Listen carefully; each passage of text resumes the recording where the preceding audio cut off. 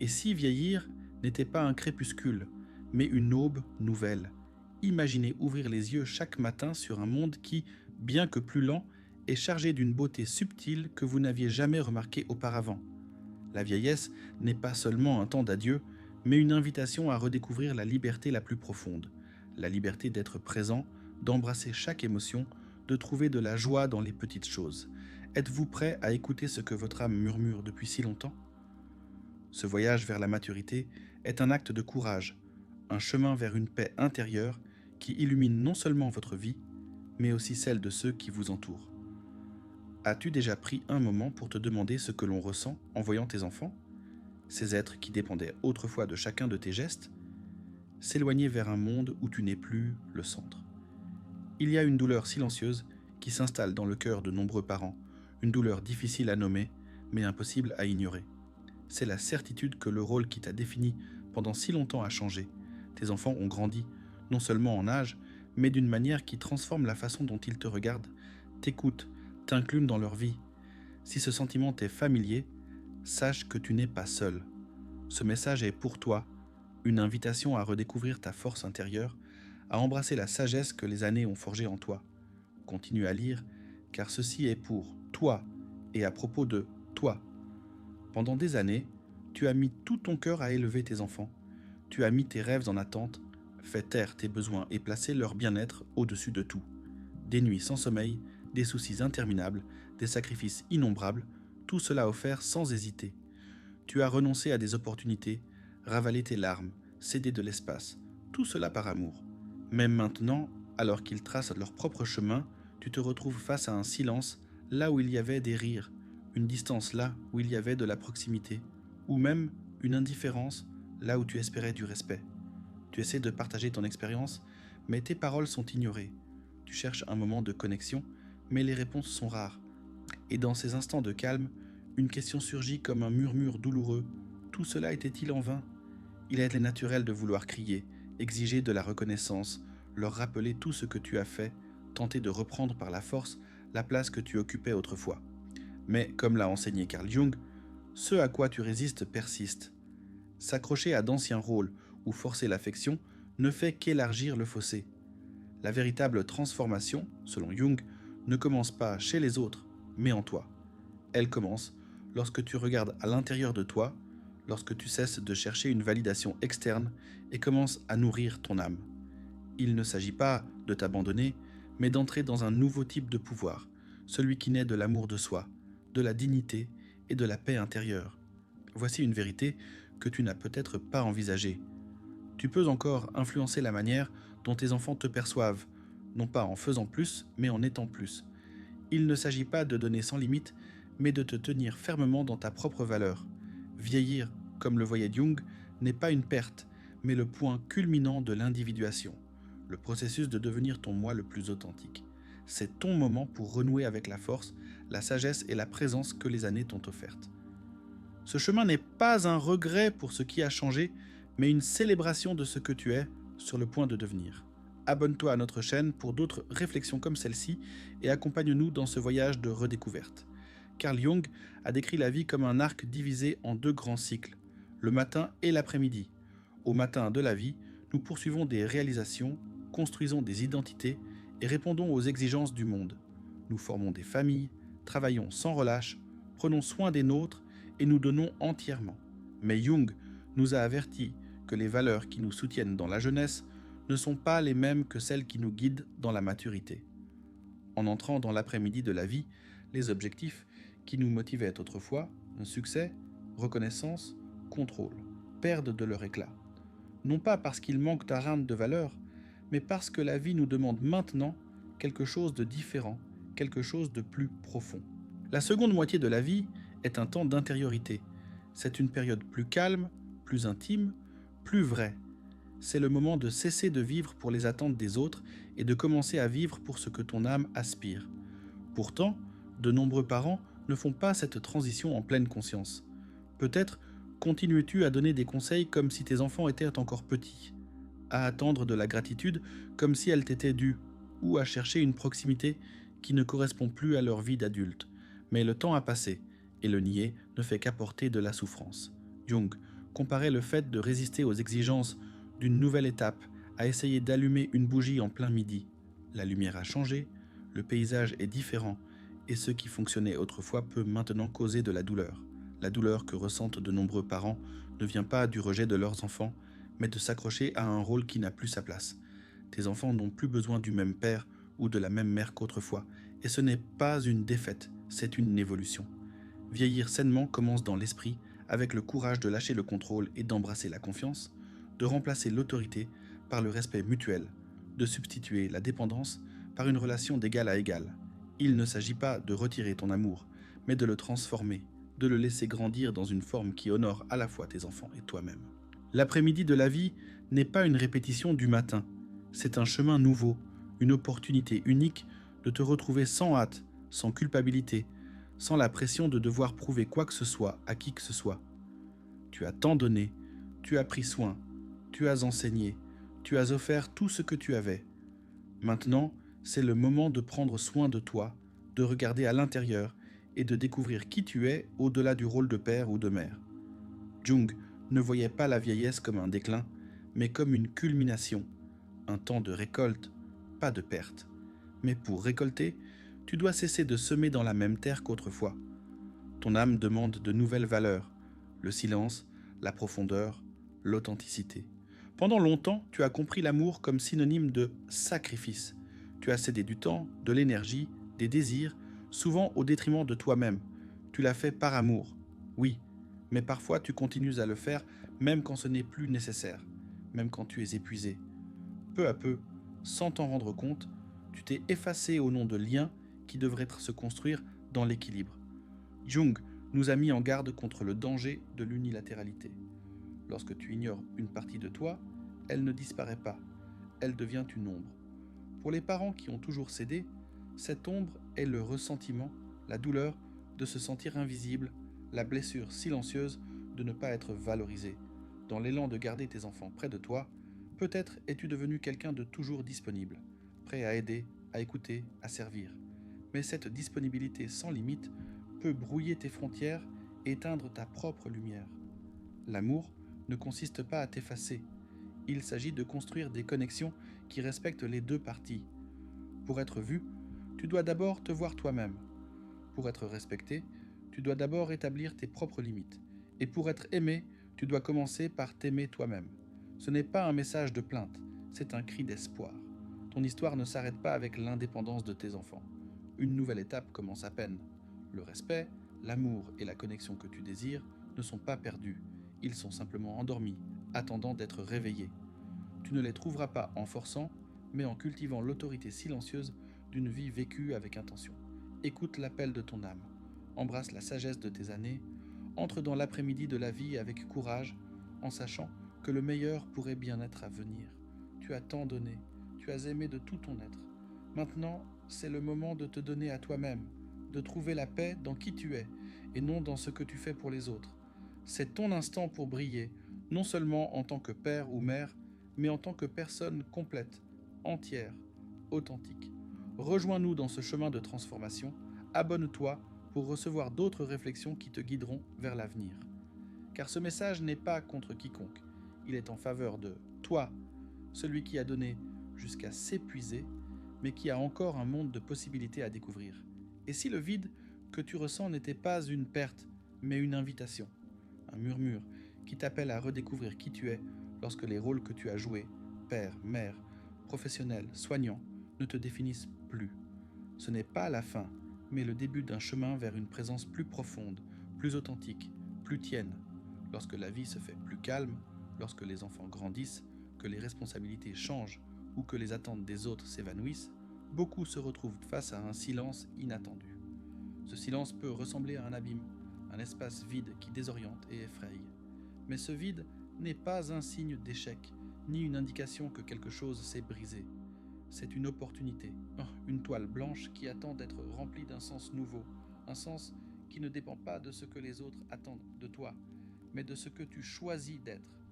Donner sans limite semble être l'acte d'amour ultime, surtout pour les parents.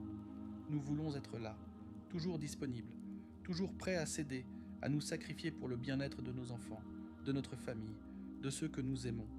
Mais cet acte de don illimité peut avoir un coût d'invisible. Lorsque tu te penches trop vers les autres, lorsque tu ne dis jamais non, lorsque tu fais taire tes propres besoins pour maintenir la paix, tu peux commencer à t'effacer. Tu perds tes contours, ta forme, ta place dans le monde. Ce n'est pas que les autres cessent de t'apprécier par méchanceté, mais l'être humain a tendance à considérer comme acquis ce qui est toujours là, ce qui ne résiste jamais, ce qui semble garanti. L'amour véritable ne demande pas que tu disparaisses. Il n'exige pas que tu t'annules pour prouver ton affection. Au contraire, l'amour a besoin de présence, une présence réelle, solide, qui naît du respect de soi. Lorsque tu refuses de poser des limites, lorsque tu acceptes la douleur ou l'indifférence au nom de l'harmonie, tu peux enseigner aux autres que tes sentiments n'ont pas d'importance, que ton existence est secondaire. Mais le respect ne naît pas de l'insistance ni de l'abandon total. Le respect fleurit dans la rencontre entre deux personnes entières, chacune avec son espace, sa voix, sa dignité. Revendiquer cet espace n'est pas un acte d'égoïsme, ni ne nécessite d'agressivité. C'est un geste de fermeté tranquille, celui de quelqu'un qui connaît sa propre valeur et la défend avec sérénité.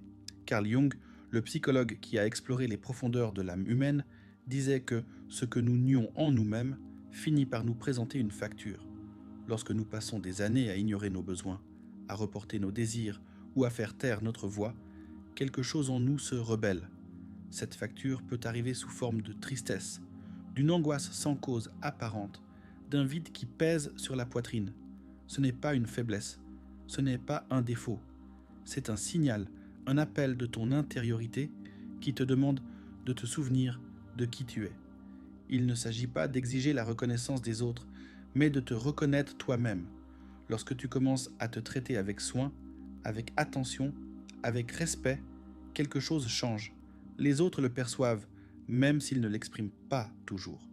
Les relations se réorganisent, non pas par confrontation, mais parce que ta présence devient plus claire, plus définie. Tu cesses d'être un fond flou pour devenir quelqu'un qui occupe une place réelle. Imagine un instant que ce changement n'est pas seulement pour toi, mais aussi pour ceux qui t'entourent. Tes enfants, par exemple, apprennent à te voir non pas seulement comme un pourvoyeur de soins, mais comme une personne complète, avec des rêves, des limites et une vie propre. Il ne s'agit pas de les punir par ton absence, ni d'imposer ta présence par des exigences. Il s'agit de revenir à toi-même, de remplir ta vie de sens, de retrouver ta forme. Lorsque tu te retrouves, les autres commencent à te voir à nouveau. L'annulation n'est pas une vertu, et le don sans fin n'est pas un signe de noblesse. L'amour que tu désires tant ne naît pas de l'absence de toi-même, mais de la vérité de ce que tu es. Et puis, il y a ce moment dans la vie où tout semble s'arrêter. Les enfants partent, les urgences s'évanouissent, les engagements qui remplissaient autrefois tes journées se transforment en un silence profond. Pour beaucoup, ce silence apporte un sentiment nouveau, inattendu, le vide. Ce n'est pas seulement de la solitude, c'est quelque chose de plus profond, comme si une étape s'était terminée sans que tu saches ce qui viendra ensuite. Jung voyait ce moment non pas comme une crise, mais comme une invitation, un appel de l'âme à entreprendre la seconde grande tâche de l'existence. Découvrir qui tu es lorsque tu n'es plus occupé à être ce que les autres attendent. Pendant des années, la vie s'organise autour de rôles. Tu es père, mère, professionnel, ami, soignant. Ces rôles sont essentiels, nécessaires, et souvent ils apportent de la joie et un sens à la vie. Mais ils ne sont pas permanents. Lorsqu'ils s'estompent, tu te retrouves face à une vérité inconfortable. Tu as d'oublier des parties de toi-même en chemin. Regarder à l'intérieur peut être effrayant. C'est comme entrer dans une maison que tu n'as pas visitée depuis des années, pleine de souvenirs, de désirs et de questions que tu avais laissées derrière toi. Mais cette rencontre est aussi libératrice. C'est l'opportunité de vivre non par devoir, mais par choix, de construire une vie qui reflète non pas ce que les autres attendent de toi, mais ce que tu es. Jung appelait ce processus l'individuation, le voyage de retour à ton essence. Il ne s'agit pas de rejeter les rôles que tu as joués, mais de cesser de t'identifier uniquement à eux. Tu es plus qu'une fonction, plus qu'une image que les autres projettent sur toi. Tu es une présence, une vérité. Et le vide que tu ressens n'est pas une absence, mais un espace nouveau, encore inoccupé, qui attend d'être rempli avec soin, avec intention, avec du sens. Certaines personnes tentent de combler ce vide avec des distractions, de nouvelles activités, des projets, des engagements qui simulent l'urgence. Mais cela ne fait que repousser l'inévitable. D'autres se réfugient dans le passé, essayant de raviver les jours où leur rôle leur donnait une certitude. Cela aussi apporte de la souffrance, car le passé ne peut pas soutenir le présent. La véritable invitation du vide est différente. Elle est à créer. Créer du sens, créer de nouveaux liens, créer une vie qui ne dépend pas d'être utile aux autres, mais d'être fidèle à toi-même. Pour les parents, ce moment peut être particulièrement difficile. Habitués à guider, à prendre soin, à être toujours disponibles, beaucoup ressentent que, lorsqu'ils cessent d'être nécessaires, ils perdent leur valeur. Mais il y a une différence profonde entre être nécessaire et être important. Tes enfants n'ont peut-être plus besoin de tes conseils quotidiens ou de ton soutien constant, mais ils peuvent encore s'inspirer de ton exemple. En te voyant vivre avec authenticité, avec un but, avec dignité, tu leur apprends comment affronter leur propre vide, comment vieillir avec sagesse, comment transformer le silence en une présence pleine. Ce temps qui s'ouvre après le départ des enfants est différent. Il est plus calme, plus introspectif, plus sincère. Il ne s'agit pas de faire, mais d'être. Être présent sans rien exiger en retour, donner sans te dissoudre, écouter sans attendre des applaudissements. C'est un temps pour vivre pleinement, sans hâte, sans peur du jugement, sans crainte de décevoir.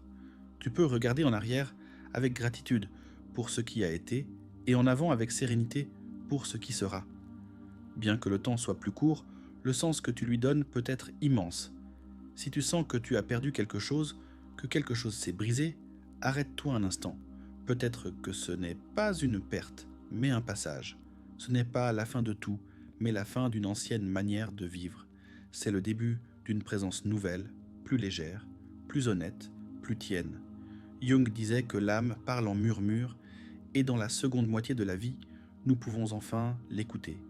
C'est le cadeau du vide, ne pas abandonner, mais recommencer. Sans masque, sans besoin de plaire, uniquement pour vivre avec vérité. Tout au long de la vie, nous cherchons chez les autres ce que nous pensons qu'il nous manque. Enfant, nous voyons dans nos parents la sécurité dont nous avons besoin. Plus tard, dans nos partenaires, nous cherchons la stabilité et dans nos enfants, un sens de continuité. À chaque étape, nous plaçons nos espoirs en quelqu'un d'autre, convaincus que l'amour fonctionne ainsi.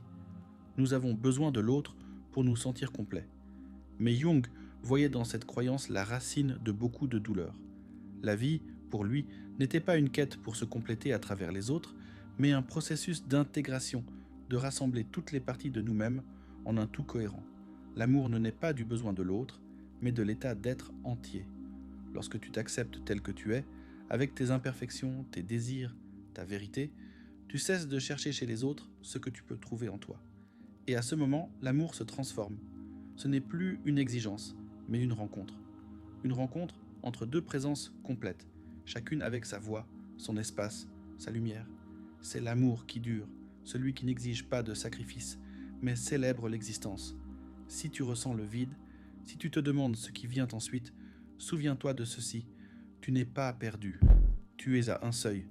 C'est le moment d'écouter l'appel de ton âme, de vivre non pour plaire, non pour accomplir, mais pour être enfin toi-même. La force silencieuse de la maturité, trouver du sens dans le quotidien.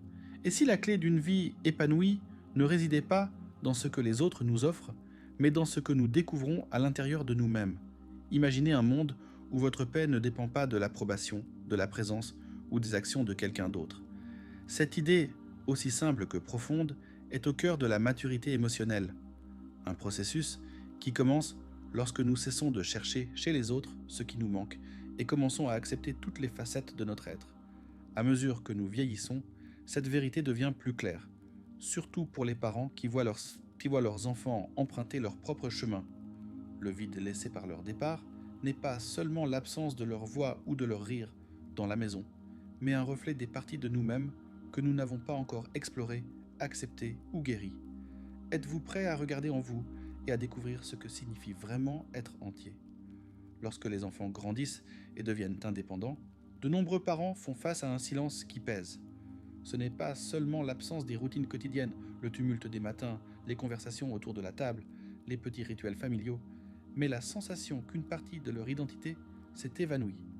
Pendant des années, être père ou mère a été le pilier de leur existence, le pourvoyeur, le guide, le soutien émotionnel. Mais lorsque les enfants partent, ce rôle change et avec lui viennent des questions troublantes. Qui suis-je maintenant? Que reste-t-il de moi? Ce vide peut se manifester par de la tristesse, de la solitude ou même du ressentiment. Cependant, ces sentiments, aussi douloureux soient-ils, ne sont pas la fin du chemin, mais le début d'une invitation. C'est une opportunité de regarder avec honnêteté ce que nous attendons encore des autres, en particulier de nos enfants. Souvent, nous espérons que nos enfants comblent ce vide. Nous désirons leurs appels fréquents, leurs visites, leurs gestes d'affection ou de reconnaissance. Nous voulons qu'ils nous incluent dans leur vie, qu'ils nous demandent comment nous allons, qu'ils occupent le temps qui semble maintenant superflu. Mais, et si notre bonheur ne dépendait pas de ces attentes? Carl Jung, le célèbre psychologue, nous invite à poser une question transformatrice. Et si votre paix venait de l'intérieur et non de l'extérieur? La dépendance émotionnelle, même subtile, peut devenir un fardeau pour les parents comme pour les enfants. Lorsque nous attendons que les autres nous complètent, nous limitons leur liberté et, sans nous en rendre compte, nous faisons souffrir notre propre âme. La véritable liberté émotionnelle ne signifie pas rejeter les liens ou s'isoler, mais apprendre à aimer sans exiger, à être présent sans conditionner, à donner sans attendre quelque chose en retour. La maturité émotionnelle n'est pas synonyme d'autosuffisance froide ou de rupture des liens affectifs. C'est être suffisamment complet pour ne pas avoir besoin que les autres valident notre existence. C'est pouvoir dire, avec une calme profondeur, « Je suis assez, même lorsque je suis seul ». Cet état de plénitude ne nie pas le désir humain de connexion. Nous aspirons tous à la compagnie, à l'amour, à la proximité. Mais il y a une différence cruciale entre vouloir et avoir besoin. Lorsque nous voulons, nous offrons de l'amour avec légèreté, avec générosité. Lorsque nous avons besoin, nos demandes pèsent, transformant la présence des autres en une obligation plutôt qu'un cadeau. Les parents qui embrassent cette liberté émotionnelle trouvent non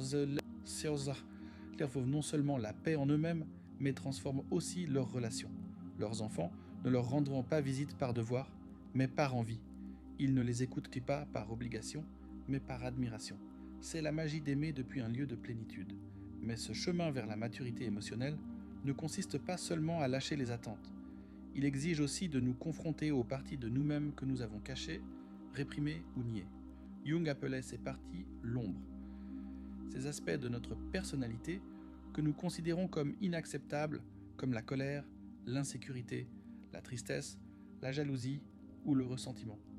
Pendant des décennies, de nombreux parents se sont efforcés d'être le pilier de la famille. Forts, patients, toujours disponibles. Ils ont appris à sourire même épuisés, à garder leur calme même blessés, à ne montrer que leur meilleure version. Mais ce que nous nions ne disparaît pas. Comme l'a dit Jung, ce à quoi tu résistes persiste. L'ombre demeure, attendant son moment pour se manifester, souvent sous forme d'éclats de frustration, de silence chargé de reproches ou d'une souffrance qui ronge de l'intérieur. Vieillir avec sagesse implique d'intégrer cette ombre. Cela signifie avoir le courage d'admettre « Oui, je suis contrarié parce que mon fils ne m'appelle pas autant que je le voudrais. » Ou « Je me sens blessé parce que j'attendais plus de gratitude. » Ces sentiments ne font pas de nous des faibles ou de mauvais parents. Ils nous rendent humains. Nommer la douleur est le premier pas pour la libérer. Reconnaître l'envie, la colère ou le ressentiment ne signifie pas s'y complaire, mais leur permettre d'exister sans qu'ils nous contrôlent. C'est un acte de compassion envers nous-mêmes. Les parents qui répriment ces émotions finissent souvent avec une boule dans la gorge, essayant de maintenir une façade de perfection. Mais cette façade a un coût. Lorsque la colère accumulée explose, elle peut se manifester par des disputes destructrices, des mots blessants ou des ruptures qui auraient pu être évitées. Non pas parce qu'ils sont de mauvaises personnes, mais parce qu'ils ont ignoré trop longtemps ce qui demandait à être entendu. L'ombre n'est pas un ennemi à combattre, c'est une partie de nous qui demande à être reconnue. Lorsque nous l'acceptons, nous devenons plus complets. La mère qui dit « Cela m'a fait mal que ma fille ne m'invite pas à sa célébration » est plus proche de la guérison que celle qui insiste « Ce n'est rien », tandis que son cœur se brise en silence. Accepter l'ombre ne signifie pas justifier des attitudes nuisibles ou rester prisonnier de la douleur. Cela signifie se regarder avec honnêteté et reconnaître que nous sommes des êtres complexes, avec des lumières et des ombres, des vertus et des fragilités. La maturité émotionnelle surgit lorsque nous pouvons embrasser toutes ces parties sans nous juger, lorsque nous pouvons dire « je suis humain et c'est bien ». Ce processus d'intégration transforme également les relations familiales. Lorsqu'un parent a le courage de montrer sa vulnérabilité avec dignité, en admettant, par exemple, « je me suis trompé » ou « cela m'a fait mal », il ouvre un espace pour une connexion plus authentique. Les enfants portent aussi leurs propres ombres, et lorsque les parents modèlent cette honnêteté émotionnelle, ils leur donnent la permission de faire de même. Cela crée un lien basé sur la vérité, et non sur la prétention à la perfection. Jung croyait que la guérison vient de la totalité, et non de la pureté absolue. L'âme ne cherche pas à être impeccable, mais cohérente. Et cette cohérence naît de vivre en paix avec toutes les parties de nous-mêmes, même celles que nous apprenons encore à aimer. Alors, si tu ressens le poids de la solitude, de la distance ou des attentes non satisfaites, arrête-toi et demande-toi, que continuez-vous à attendre des autres? Quelle partie de moi cherche encore à l'extérieur ce que je ne peux trouver qu'à l'intérieur? Ensuite, avec douceur, lâche ces attentes, non par résignation, mais par amour. Amour pour toi-même, pour tes enfants, pour la beauté d'une relation qui coule librement. Redécouvre les passions que tu avais mises de côté, les rêves que tu avais reportés, les talents que tu avais rangés dans un tiroir. Explore qui tu es maintenant, au-delà de ton rôle de père ou de mère. Il y a une profonde beauté chez ceux qui vieillissent avec une autonomie émotionnelle. Ces personnes n'exigent pas l'attention, elles l'attirent. Elles n'imposent pas leur présence, elles l'offrent comme un cadeau. Et précisément pour cela, elles sont aimées avec tendresse, visitées avec enthousiasme, écoutées avec respect. Le travail de l'âme, comme l'enseignait Jung, est de se réconcilier avec elle-même. Personne, ni les enfants, ni les amis, ni les partenaires, ne peut nous donner ce que seule la conscience de soi peut soutenir. Ainsi, si tu sens que les autres se sont éloignés, ne reste pas coincé dans la question « Pourquoi ne sont-ils pas là ?» À la place, demande-toi « Que puis-je découvrir en moi aujourd'hui ?» Embrasse tes lumières et tes ombres, tes forces et tes blessures. Dans cet acte de courage, tu trouveras une liberté qui ne dépend de personne d'autre. Et depuis cette liberté, tu pourras marcher aux côtés des autres, non pas pour qu'ils te complètent, mais pour partager le cadeau de ta propre plénitude. Es-tu prêt à faire le premier pas vers cette liberté? Dans la vieillesse, les ombres de l'âme prennent des formes inattendues. Elles peuvent se manifester par une tristesse qui va et vient, un sentiment de vide qui pèse sur la poitrine, ou une frustration qui s'enflamme sans raison apparente. Parfois, elles se déguisent en envie de la vitalité des autres, en critique qui échappe sans le vouloir, ou en un silence chargé du poids de ce qui n'a pas été dit. Il ne faut pas craindre ces ombres, ni les nier. Les écouter est le premier pas. Les comprendre ne signifie pas s'y abandonner, mais leur donner un espace où elles peuvent exister sans te dominer. Lorsque tu leur donnes une voix, elles cessent de crier. Accepter les émotions les plus difficiles n'est pas une faiblesse, mais l'un des actes les plus courageux de la vie mature. T'es-tu déjà arrêté pour penser au pouvoir qu'il y a à regarder en face ce que tu ressens? Carl Jung nous a appris que l'âme ne trouve pas son foyer dans les grandes réalisations applaudies par le monde, mais dans l'harmonie intérieure cultivée en silence. À mesure que nous vieillissons, le rythme de la vie change. Les voyages deviennent moins fréquents, le corps demande plus de pauses, les exigences extérieures s'estompent, et dans cet espace, une question puissante surgit. Qu'est-ce qui me donne de la joie aujourd'hui? Ne sous-estime pas cette question. Bien qu'elle semble simple, elle porte en elle une profondeur transformatrice. Elle nous met au défi de nous reconnecter avec le présent, de redécouvrir ce qui nous fait nous sentir vivants à cet instant précis. La réponse ne se trouve ni dans le passé, ni dans ce que les autres attendent de nous, mais dans ce qui bat maintenant, dans l'instant que tu as devant toi. Jung comprenait que l'inconscient nous parle constamment, mais pas avec des fanfares ou des révélations grandioses. Ces messages arrivent en murmure, un rêve qui te réveille avec une image vive, un souvenir qui surgit en écoutant une chanson, la caresse du vent lors d'une promenade tranquille. Pour capter ces signaux, il faut ralentir, apprendre à écouter avec le cœur ouvert. C'est pourquoi l'un des plus beaux cadeaux que tu peux t'offrir dans la maturité est de créer des rituels petits mais pleins d'intention. Imagine le plaisir de préparer une tasse de thé avec calme, en sentant la chaleur de la céramique dans tes mains, Pense à l'acte de prendre soin d'une plante en observant comment ses feuilles s'élèvent vers la lumière. Ou peut-être écrire une ligne dans un carnet en laissant les mots couler sans jugement. Ces gestes, aussi petits soient-ils, sont des ponts vers la vie. Ils nous rappellent que nous n'existons pas seulement, mais que nous ressentons, que nous sommes connectés au monde, à nous-mêmes, au battement de l'existence. Quel petit rituel pourrais-tu créer aujourd'hui pour renouer avec ton essence ? Il est facile de tomber dans le piège de chercher le bonheur à l'extérieur de nous. De nombreux parents, en vieillissant, espèrent que leurs enfants combleront les vides de leur journée avec des appels, des visites ou des gestes d'affection. Mais lorsque ces attentes ne se réalisent pas, le vide se transforme en frustration, en un sentiment d'abandon qui fait mal comme une blessure ouverte. Jung nous a mis en garde contre le danger de projeter notre bonheur sur les autres. Lorsque nous confions la responsabilité de notre bien-être à autrui, nous devenons prisonniers de leur choix, de leur temps, de leur distance. La liberté réside dans le fait de tourner le regard vers l'intérieur. Demande-toi, qu'ai-je à m'apporter aujourd'hui ? Que puis-je faire avec les mains que j'ai, avec le temps que j'ai, avec le corps que j'ai ? Peut-être ne cours-tu plus comme avant, mais tu peux marcher lentement en sentant la texture du sol sous tes pieds. Peut-être tes yeux ne voient-ils plus avec la même clarté, mais tu peux encore t'émerveiller devant la danse des nuages au coucher du soleil. Le silence d'une maison vide n'a pas à être de la solitude. Il peut être la toile d'une paix que tu n'as jamais eu le temps de cultiver. Et dans cette présence, le temps cesse d'être un ennemi. Il devient un allié, un compagnon qui t'offre de nouvelles opportunités chaque matin. Jung disait que ce qui donne du sens à la vie la sauve aussi du désespoir. Parfois, ce sens réside dans le simple acte de préparer une tasse de café avec calme, de ranger un tiroir avec soin, de t'asseoir au soleil sans hâte, d'écouter le battement de ton propre cœur. L'âme ne demande pas de grandes réponses ni d'exploits héroïques. Elle demande de la présence. Et la maturité, avec son rythme plus lent, nous offre le cadeau le plus rare, le temps. Le temps de remarquer ce qui était autrefois invisible, le temps de vivre pleinement, même dans les choses les plus petites. Il y a une différence profonde entre être aimé et être respecté. L'amour peut naître de la gratitude, des souvenirs partagés, des liens tissés par le temps. Mais le respect vient de quelque chose de plus profond, de la présence, de l'intégrité, d'une vie alignée sur sa propre vérité.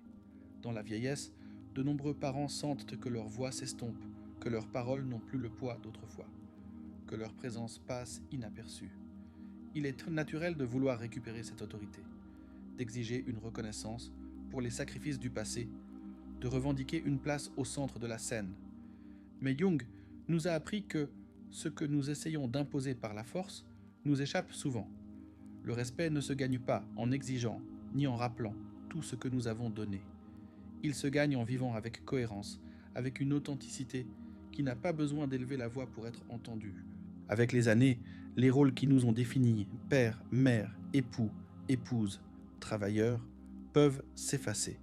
Les enfants partent, le travail s'arrête, les relations changent.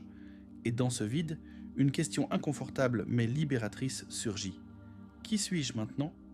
Jung ne voyait pas cette question comme une crise, mais comme une porte. C'est une invitation à te redécouvrir, à réclamer ta vie avec intention. Il ne s'agit pas de devenir rigide ou de t'accrocher à un contrôle illusoire, mais de trouver une nouvelle manière d'être, une manière qui honore qui tu es aujourd'hui. Lorsque tu vis avec authenticité, sans avoir besoin de la validation des autres, tu inspires le respect naturellement, non pas parce que tu le demandes, mais parce que tu l'incarnes. Vieillir, ce n'est pas nier la douleur, la solitude ou les pertes que le temps apporte. C'est reconnaître que, même au milieu de ces réalités, il y a du pouvoir dans le quotidien. Il y a de la dignité à choisir comment vivre chaque jour, même si c'est différent d'avant. Il y a de la force dans les petits actes de présence, dans le parfum d'une fleur, dans le bruit de la pluie, dans la chaleur d'une couverture lors d'un après-midi tranquille. En prêtant attention à ces détails, la vie se transforme. Tu cesses d'attendre qu'un grand événement te sauve. Tu commences à voir que le salut est déjà là, dans le moment que tu vis, dans le souffle que tu prends, dans le choix d'avancer avec gratitude.